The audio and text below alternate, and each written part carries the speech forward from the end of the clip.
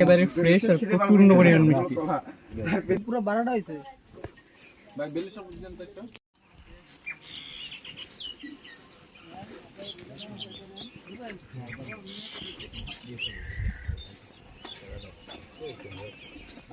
টাকাটা লাগবে এদিকে কোনো টাকাটা কত লাগবে? ভেলা ভেলা ভেলাটা দিকে এইদিকে দেন। এগুলো কি আপনাদের পাহাড়ে রাখ ভাই? পাহাড়ের এক গ্লাস বানান তো দেখি। আপনি যদি 12টা নেন তাহলে 30 টাকা গ্লাস না? কোন গ্লাস? এই কাঁচা গ্লাসগুলো সাইজ মানে ওই কাপ না? আচ্ছা এটা বানান তো দেখি।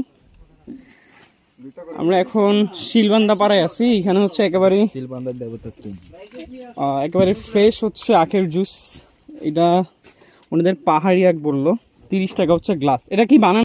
আচ্ছা আপনি বানান এই কাঁচা গ্লাসে করে দেন, বড়টাতে করে দেন।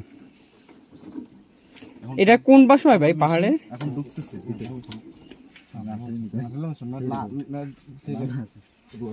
আচ্ছা এখানে হচ্ছে এই প্লাস্টিকের গ্লাস যেটা দিচ্ছে ওনারা এটা হচ্ছে 30 টাকা করে প্রাইস। আর ওই পাশে হচ্ছে নর্মালি কাঁচের যেসব জুসের গ্লাস সার্ভে এগুলো হচ্ছে 50 টাকা। তো আমি আবার হচ্ছে একজন না ওই কাঁচেরটা দিয়ে দিবেন আমারে 50। হ্যাঁ 50 টাকারটা দিয়ে দেন, সমস্যা নেই। আমার আবার আখের রস অনেক ভালো লাগে। এটা আমার আখ হচ্ছে একবার মেশিনে চলে গেছে। এটা মেশিনে কয়বার দেওয়া যায় একটা আখ? সর্বোচ্চ 2বার না? ওকে আরো কিছুটা থাকে তো সেল হয় ভাই এগুলা এখানে পাহাড়ে? লোকে উপরে লোক যদি বেশি আসে আচ্ছা অফিস থেকে না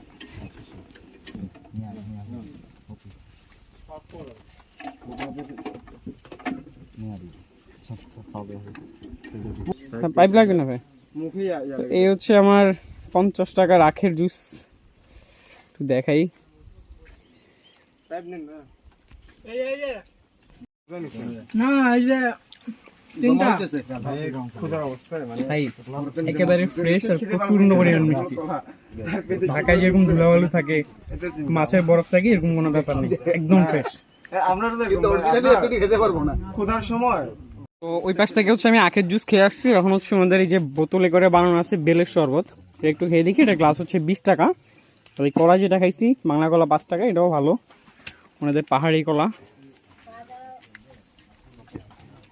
এই পুরো 12টা হয়েছে ভাই বেলি সব বুঝলেন তো একটা বেলের শরবত সবাই দিয়েন খাইতে চাইলে। আচ্ছা আমার 20 টাকার বেলের শরবত।